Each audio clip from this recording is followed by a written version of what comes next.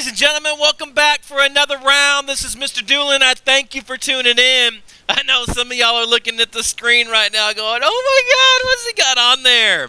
My suggestion is actually not to pause this video and write all of this down immediately, but we're going to do it in chunks. I have it drawn the way I've got it drawn because I was trying to make it all fit in the screen nice and neat, so it took me about 30 minutes to draw this thing and get it all fit in here, all right? But I want you to do it in sections. So my first section that we're going to take a look at over here is actually my reaction rates. So go ahead and get kinetics, get it drawn to the left, write reaction rates, and you can go ahead and pause that and draw only this area over here, right? That's rate versus concentration, concentration versus time, and rate constants. And you can get that part of it drawn. I don't want you to draw the whole thing because you'll get overwhelmed drawing it and trying to figure out all this stuff. Plus, we're going to add some things into here, all right, as we go through and have these conversations.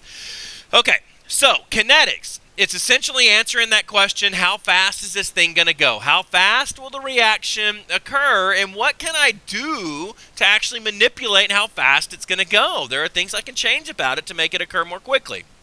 Okay, so reaction rates, I've got two different things I'm going to look at here. I'm going to look at reaction rate versus a concentration. Remember, these little brackets represent concentration, and that's known as my rate law. And so this becomes very important that you need to make the differentiation about what you're comparing here. So rate versus concentration, that is a rate law.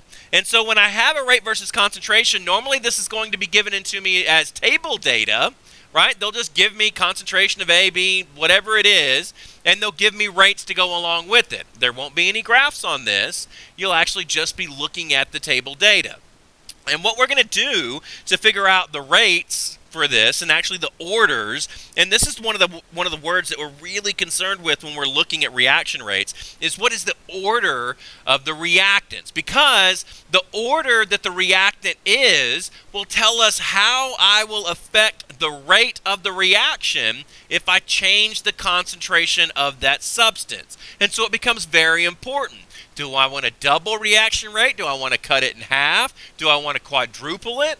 Like, what do I have to do to get this thing to speed up or slow down exactly like I want it to? And it has to do with those concentrations and what particular order that reactant is. Well, I've got three orders that I'm going to look at here in AP Chemistry, and it's zero order, first order, and second order. And so if I've got a rate versus concentration, I know I've got a zero order reaction is if I change the concentration of the substance and I don't get any change in the rate of the reaction. I know that means it's zero order.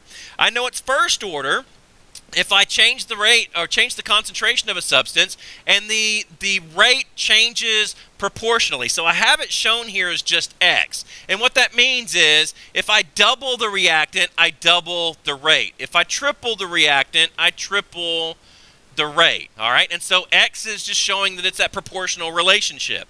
Well, if it's second order, this becomes an exponential relationship and everything is squared.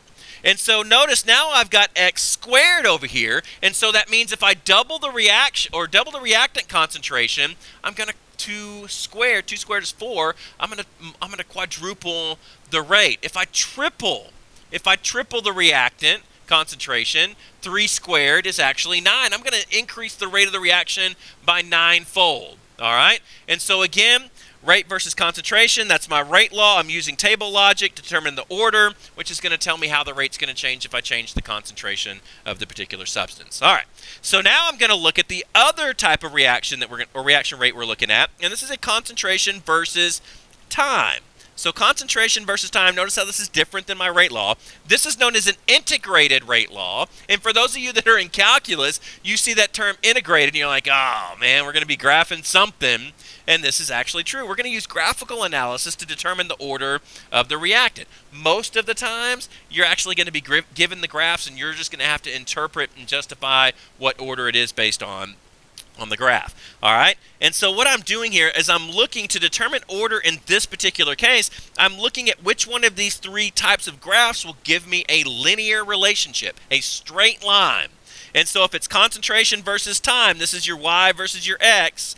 If it's concentration versus time that gives me the straight line, I know I've got a zero order. If it's natural log of concentration versus time, I've got a first order. If it's 1 over concentration, so the reciprocal of concentration versus time, I've got a second order relationship. And so again, this is all just how do I determine how changing that concentration is going to affect the rate of the reaction, right, versus how much time it is.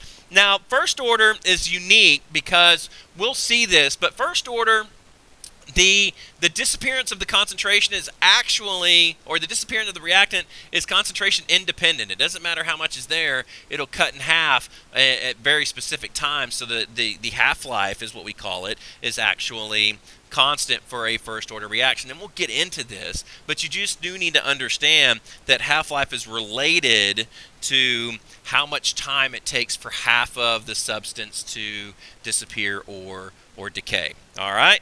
Okay, and then reaction rates, of course, we've got rate constants and everything. The rate constant is a lowercase k, and yes, I wrote it like that on purpose. And then let's go back over here. Let's just throw in my rate law is generally going to be rate equals the k times concentration of, we'll do A versus concentration of B. So it's K times concentrations. Integrated rate law, I'm not going to put anything up there right now. There's 3 different equations depending on if it's first order, second order, or zero order. So we'll get those later. All right? Okay. Make sure you draw this as a lowercase k, ladies and gentlemen. Capital K is equilibrium. Lowercase k, rate constant. Okay, all right, so now let's move on to the second portion of this, and what we're going to do is we're going to look at factors affecting rate. So we've taken a look at and kind of summarized how I'm going to write these rate laws so that I can quantify, I can numerically calculate all this stuff. And so now what we're going to do is we're going to look at factors affecting rate. Now I've got temperature, which we know, right? Temperature will speed up the molecules. This is actually related to Arrhenius' equation, and Arrhenius is related to Boltzmann and the collision model. Now Boltzmann's distribution, we've breached that topic before, and you understand that just relates the average kinetic energy of the molecules, right? Because they're not all moving the same speed. I've got some fast, some slow, and a lot in the middle, right? And so Arrhenius' equation deals with how does temperature affect that activation energy that I need to start the reaction.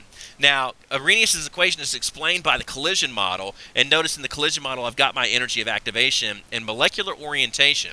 So it gets to that point where we have to start understanding that in order for molecules to react, they have to collide with enough energy to overcome the activation energy barrier, and they have to actually be oriented the correct way.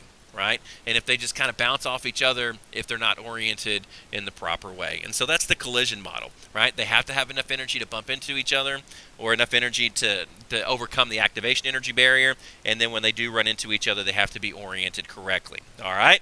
Okay. Now, the other part of this, the factor affecting rate, is concentration. Again, it just gets to the point to where you know that things have to run into each other, so it makes sense if I've got more of them packed in there, they should run into each other more often. All right? Excuse me. The last thing that we're going to take a look at here is state of matters actually do affect reaction rates, and a lot of that has to do with surface area, right? Because again, it goes back to the fact I've got to have molecules running into each other, and so if they're both in solid state, I don't have that many molecules moving around, right? They're not going to bump into each other as much. Only where the two surfaces of the solid actually contact each other can you get any kind of reaction at all. But if I make them into liquid or aqueous, or I make them into gaseous states, we have to understand now I've increased the surface area. I put more motion in my molecules. I'm going to get, generally speaking, a faster reaction rate. Okay?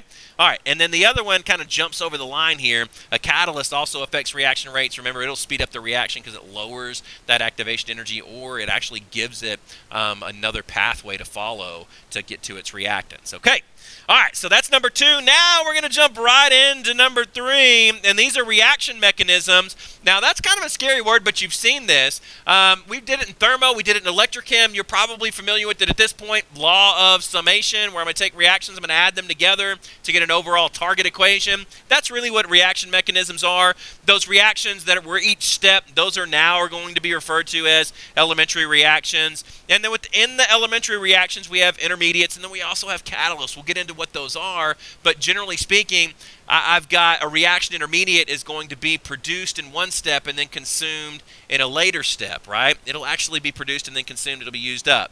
Now, my elementary reactions, when we break these down, We're going to have three different kinds that we're going to need to be familiar with, and that is going to be a unimolecular, bimolecular, and termolecular elementary reaction. And those really just deal with how many molecules are actually present that need to run into each other. So unimolecular, I've got one molecule, right? It normally just has to be activated for it to undergo the reaction.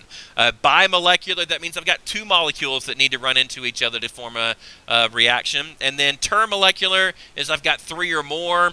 Something you probably will hear me say over and over is termolecular. It doesn't happen very often because, again, the likelihood of getting a lot of reactants running into each other all at the same time in the right orientation with the right activation energy, no, not going to happen very often. All right, and then the most important thing that we're going to take a look at elementary reactions for is we're going to be able to determine a rate-limiting step or a rate-determining step. You'll see this, and you kind of understand what this is. Like when you're coming into the school in the morning, and let's say there's 500 students trying to get through a small door, right? You're limited about how fast you can get into the building because of that step right there, right? That's the bottleneck. That's where everybody kind of builds up and has to wait. And that's generally what a rate determining step or a rate limiting step in an elementary reaction or the reaction mechanism is. It's that point in the mechanism where everything kind of bottleneck. It's the slowest spot. It's the weakest link, if you will. All right. And the reason we're concerned with that is our rate determining step. We can actually determine rate laws directly from rate determining steps, and that brings us full circle back over here to reaction rates. All right. Okay, that was a ton, ladies and gentlemen. This is meant to be a general overview of kinetics. There's not mastery here. I'm just trying to give you this inclination because we're going to move pretty fast through kinetics of this is where we're going to start, this is where we're going to go next, go next, go next, go next, all right? Okay, if you have any questions, ladies and gentlemen, get them down. I'll see you in tutorials for those. Otherwise, I will see you in class.